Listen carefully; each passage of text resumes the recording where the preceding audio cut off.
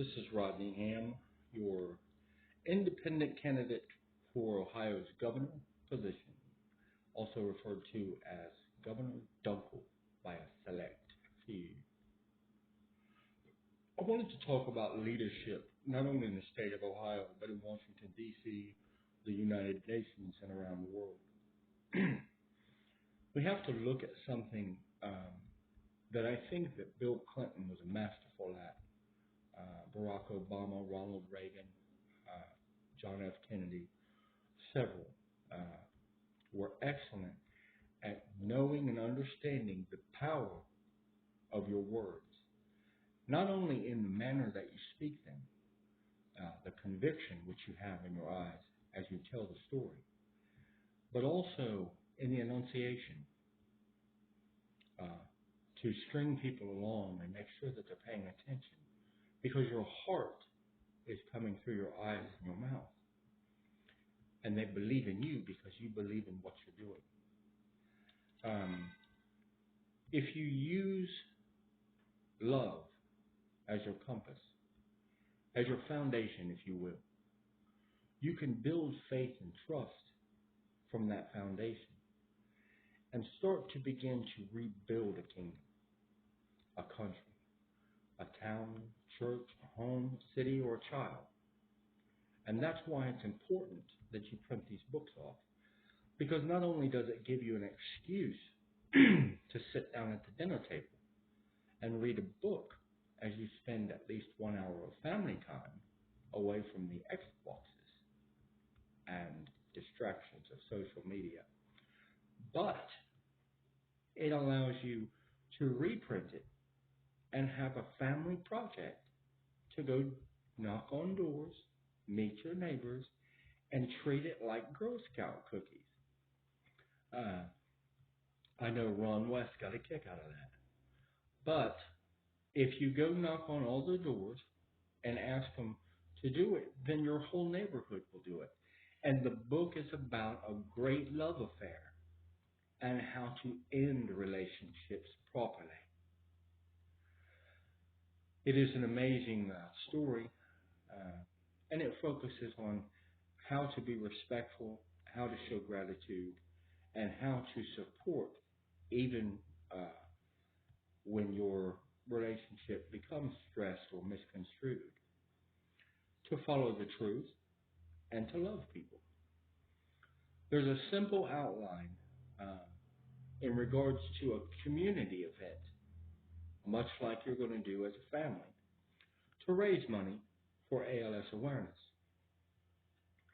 What you do is you start to hassle the Chamber of Commerce, the high school, and the powers that be, the mayors, the councilmen, councilwomen, to participate in a dedication ceremony for a citizen in your community who has exhibited strides in your community, civic pride, someone who reaches out to children, promotes education, and battles everyday life with a smile on their face and a handshake, like our mayor here in Waynesville, Ohio, who has passed away, Charlie Sanders. I have an outline called the it's called U.S. for Hope Community Challenge. It's attached to this, and what it does is explains how we can do little simple things in our life to promote things like education and to try to turn lives around in people who are stuck in a negative or not a positive momentum in their life and may need a little guidance.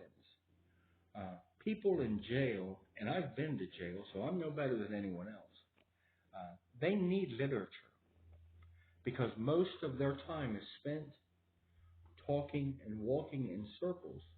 And if you go in the library, there may not be a book for each person to read during the quiet times. It would be beneficial to read a book like I did that motivated me to do more in my genealogy research of a woman that I was told about by my grandmother, Rachel and Emily Donaldson. And I read the book called The Tales of Daniel, or The Tales of Davy Crockett, while in Warren County Jail. And I seen my great great grandmother, her name, and it reminded me of the story I had heard. So I began to research a little more, and I did my genealogy from the 1700s all the way to my grandfather, except for, I believe, one or two generations, which I'm waiting for a genealogy department in Crossville, Tennessee to help me with. They were the one. Rachel was the wife of the seventh president, Andrew Jackson, and her niece took over when she died for the widowed president all the duties of the White House at Hermitage, Tennessee. And it's a great story. It walks you through some of the campaigns against the Indians. It talks about how life was for a frontiersman. Talks about the interaction between Davy Crockett and Andrew Jackson because they ran against each other for presidency, and Andrew Jackson won. After it was over, Davy Crockett went to finish fighting in the conquest of the Southwest, ending up at the Alamo and dying there. And a friend of his came back named Perseus Tarr to give the news to his wife. And he did all this at his side, refusing to admit that he was an Indian, even though Davy Crockett got mad and even ended their friendship for a short time because of it, because he was very much at odds about the Indian campaigns. Davy Crockett was not in support of a lot of the methods used. It's an interesting story that takes you through the mind of two generals in the wars, campaigns against the Indians, Andrew Jackson and Davy Crockett. I would suggest anyone read it. But anyway, when you're in there, there's a lot of people who could benefit, like I did, from reading and becoming inspired by these books. And if we have a chance at our libraries or schools to get books and find out the correct, efficient procedure to get them to the jails, it'll help in the overall education and understanding of how to live a positive life. I spent a lot of my time, once I got out, getting away from the negative things that had gotten me there. And a lot of my time was taken up by doing the research that I did, inspired by that book. I also was inspired by a cause near and dear to me and my family, who I have lost, and trying to take a campaign up to promote positive people like my sister-in-law, who is just an amazing human being with an amazing family, and to raise awareness and raise monies for my brother-in-law who passed away, who I would say is probably one of the greatest people influentially for my beliefs and the way that I would like to carry myself of anybody, including my own family, just because of the way that he carried himself as a father, husband, and son. His words, the way he spoke, amazing individual. If you get a chance, go to 8 Steps for ALS, read more, and donate or share a story. In my outline and in my books that are attached, kids come first. And that's how you change cultures. I touched on before, there's an article about changing culture that has to do with piracy laws in Beijing that Microsoft ran into when they went there to try to open the markets for their, I think it was Windows to Windows XP, somewhere around that period, and found out that they were copying all the software and selling it on the street faster than they could produce it and get it to the stores at $5 compared to $30 or $40. So they're allowed to do it. It's legal. And the team came back and talked to Bill Gates about how to change that. And he looked into it in that magical Bill Gates way and said, we're going to change our focus. We're not going to pull out of China because China is going to be the biggest buying power in the world in the next 30 years. They already are, but the amount of influence they'll have in the United States, especially in the free market, we need to be involved in it. We need to be up front. So he went over there and invested in things like books, like libraries, and different ways to slowly change a culture, to inspire people because of the way that communism set up, to inspire people to overachieve and to put effort into becoming unique and understanding things, and not just marching and doing what they're told in the system that they lived in. And that's what Bill Gates does. He changes the world. He's an amazing human being.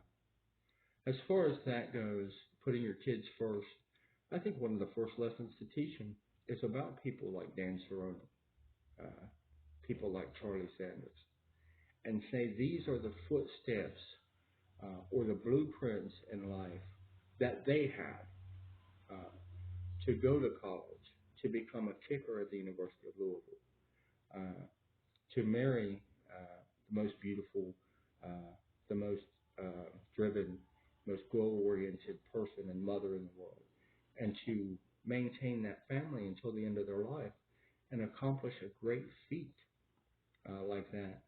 You can learn a lot from his story.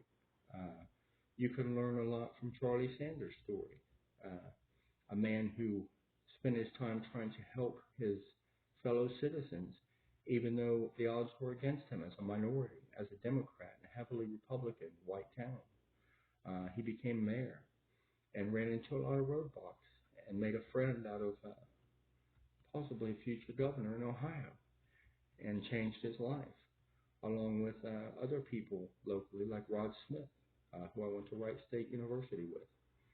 And together, we can all work together on agendas like the Campaign for U.S. for Hope, Community Challenge, and try to rectify situations by telling them the truth, teaching our kids to be honest, using our words correctly, forgiving others for transgressions, forgiving people for misunderstandings, and moving forward instead of being stuck in the same cycles like drug abuse, homelessness, mental abuse, misogynism, and different things like that.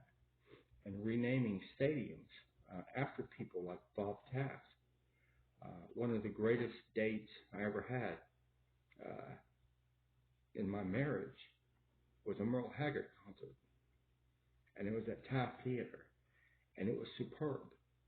If you ever get a chance to see anyone perform at Taft Theater, it is amazing. And we're lucky enough to have Bob Taft as a professor of law at the University of Dayton. And if he's listening, how you doing, Bob? Don't forget to write your vote in. Rodney Ham, running independently and with no lobby money. We're going to do this on social media. We're going to do it because kids care, kids matter, and they know how to do this better than I do. So share the information, like it, subscribe to it, whatever you have to do.